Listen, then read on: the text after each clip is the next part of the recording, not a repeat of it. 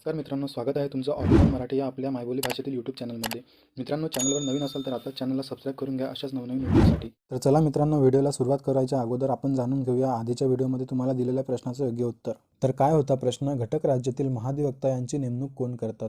घटक राज्यातील महाधिवक्ता यांची नेमणूक कोण करतात? तर या प्रश्नाचं योग्य उत्तर आहे पर्याय क्रमांक सी, राज्यपाल. तर चला मित्रांनो, आजच्या व्हिडिओकडे वळूया. प्रश्न क्रमांक पहिला, भूविज्ञानदृष्ट्या भारताच्या प्राकृतिक रचनेतील सर्वात प्राचीन विभाग कोणता? भूविज्ञानदृष्ट्या भारताच्या प्राकृतिक रचनेतील सर्वात प्राचीन विभाग कोणता? तर या प्रश्नाचं योग्य उत्तर आहे पर्याय क्रमांक सी, द्वीपकल्पीय पठार. प्रश्न क्रमांक दुसरा, अरवली पर्वतरांगेत कोणते खडक आढळतात? अरवली पर्वतरांगेत कोणते खडक आढळतात? तर या प्रश्नाचं योग्य उत्तर आहे पर्याय क्रमांक सी, 1 व 2. प्रश्न क्रमांक तिसरा, भारताची मानवनिर्मित सरहद्द कोणत्या देशाच्या बरोबर आहे? भारताची मानवनिर्मित सरहद्द कोणत्या देशाच्या बरोबर आहे? तर या प्रश्नाचं योग्य उत्तर आहे पर्याय क्रमांक बी, पाकिस्तान आणि बांगलादेश. प्रश्न क्रमांक चौथा, नद्यांच्या सखल प्रदेशात झालेल्या नवीन गाळाच्या निक्षेपणास खालीलपैकी काय म्हणतात? नद्यांच्या सखल प्रदेशात झालेल्या नवीन गाळाच्या निक्षेपणास खालीलपैकी काय म्हणतात? तर या प्रश्नाचं योग्य उत्तर आहे पर्याय क्रमांक बी, खादर. प्रश्न क्रमांक पाचवा, दक्षिण सह्याद्रीमधील सर्वात उंच शिखर कोणते? दक्षिण सह्याद्रीमधील सर्वात उंच शिखर कोणते? तर या प्रश्नाचं योग्य उत्तर आहे पर्याय क्रमांक सी, अनाईमुडी.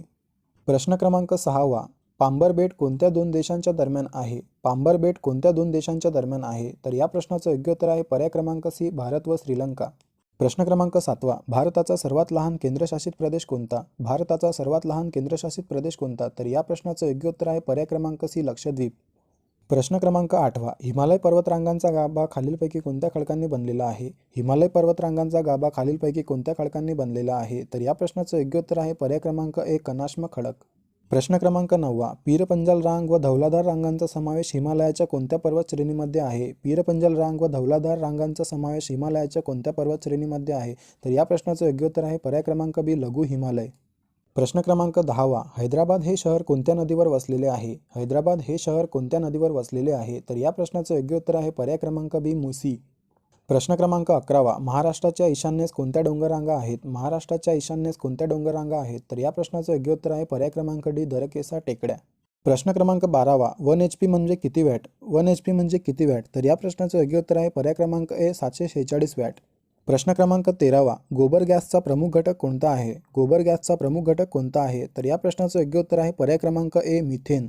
प्रश्न क्रमांक 14वा, गोळी सुटल्यानंतर बंदुकीमध्ये कोणती ऊर्जा असते? गोळी सुटल्यानंतर बंदुकीमध्ये कोणती ऊर्जा असते? तर या प्रश्नाचं योग्य उत्तर आहे पर्याय क्रमांक डी, गतीचं ऊर्जा. प्रश्न क्रमांक 15वा, महाराष्ट्रात वसंतराव नाईक यांचा जन्मदिन हा कृषी दिन कोणत्या दिवशी साजरा करतात? महाराष्ट्रात वसंतराव नाईक यांचा जन्मदिन हा कृषी दिन कोणत्या दिवशी साजरा करतात? तर या प्रश्नाचं योग्य उत्तर आहे पर्याय क्रमांक बी, 1 जुलै. प्रश्न क्रमांक 16वा, लाल सिंधी ही कशाची जात आहे? लाल सिंधी ही कशाची जात आहे? तर या प्रश्नाचं योग्य उत्तर आहे पर्याय क्रमांक ए, गाय. प्रश्न क्रमांक 17वा, सन 1928च्या बारडोली सत्याग्रहाचे नेतृत्व कोणी केले? सन 1928च्या बारडोली सत्याग्रहाचे नेतृत्व कोणी केले? तर या प्रश्नाचं योग्य उत्तर आहे पर्याय क्रमांक ए, सरदार पटेल. प्रश्न क्रमांक 18वा, हंटर आयोग कोणत्या घटनेच्या नंतर स्थापन झाला होता? हंटर आयोग कोणत्या घटनेच्या नंतर स्थापन झाला होता? तर या प्रश्नाचं योग्य उत्तर आहे पर्याय क्रमांक बी, जालियनवाला बाग हत्याकांड. प्रश्न क्रमांक 19वा, मानवी शरीरात कोणत्या रचनेस आंत्रपुच्छ जोडलेले असते? मानवी शरीरात कोणत्या रचनेस आंत्रपुच्छ जोडलेले असते? तर या प्रश्नाचं योग्य उत्तर आहे पर्याय क्रमांक ए, मोठे आतडे. प्रश्न क्रमांक 20वा, रक्त ग्लुकोज पातळी म्हणजेच ब्लड शुगर लेवल सामान्यतः खालीलपैकी कोणत्या एककात दर्शविले जातात? रक्त ग्लुकोज पातळी सामान्यतः खालीलपैकी कोणत्या एककात दर्शविले जातात? तर या प्रश्नाचं योग्य उत्तर आहे पर्याय क्रमांक बी, मिलीग्रॅम प्रति डेसिलिटर. प्रश्न क्रमांक 21वा, मानवी मूत्रपिंडात बनणारे खडे हे मुख्यतः खालीलपैकी यापासून बनलेले असतात. मानवी मूत्रपिंडात बनणारे खडे हे मुख्यतः खालीलपैकी यापासून बनलेले असतात. तर या प्रश्नाचं योग्य उत्तर आहे पर्याय क्रमांक ए, कॅल्शियम ऑक्झलेट. प्रश्न क्रमांक 22वा, रंगाचे ज्ञान होण्यासाठी मानवी डोळ्यातील कोणत्या पेशी उपयुक्त ठरतात? प्रश्न क्रमांक 22वा, रंगाचे ज्ञान होण्यासाठी मानवी डोळ्यातील कोणत्या पेशी उपयुक्त ठरतात? तर या प्रश्नाचं योग्य उत्तर आहे पर्याय क्रमांक बी, शंकुपेशी. प्रश्न क्रमांक 23वा, महाराष्ट्रात ग्रामपंचायतमध्ये किमान कमाल सदस्य संख्या किती असते? महाराष्ट्रात ग्रामपंचायतमध्ये किमान कमाल सदस्य संख्या किती असते? तर या प्रश्नाचं योग्य उत्तर आहे पर्याय क्रमांक सी, 7 ते 17.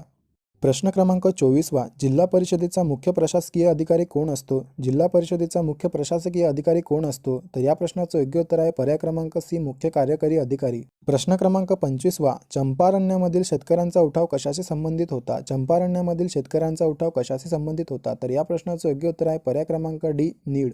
मित्रांनो, हे झाले आजच्या व्हिडिओतील 25 प्रश्न. तर मित्रांनो, या ठिकाणी तुमच्यासाठीचा आजचा खास प्रश्न, इंडियन इंडिपेंडन्स लीग नावाची संघटना कोणी स्थापन केली? इंडियन इंडिपेंडन्स लीग नावाची स्थापना कोणी स्थापन केली? तर मित्रांनो, ऑप्शन्स बघा.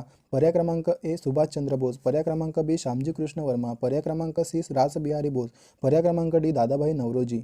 ज्या पण विद्यार्थी या प्रश्नाचं उत्तर येत असेल तर बिंदास कमेंट बॉक्समध्ये कमेंट करून सांगा. उत्तर बरोबर किंवा चुकलं काहीच हरकत नाही, प्रयत्न करणं महत्त्वाचं आहे. आणि तितकंच महत्त्वाचं म्हणजे आपण दिलेल्या प्रश्नाचं उत्तर हे बरोबर आहे की चुकलं हे पुढील व्हिडिओमध्ये चेक करणे हे देखील तेवढेच महत्त्वाचे आहे.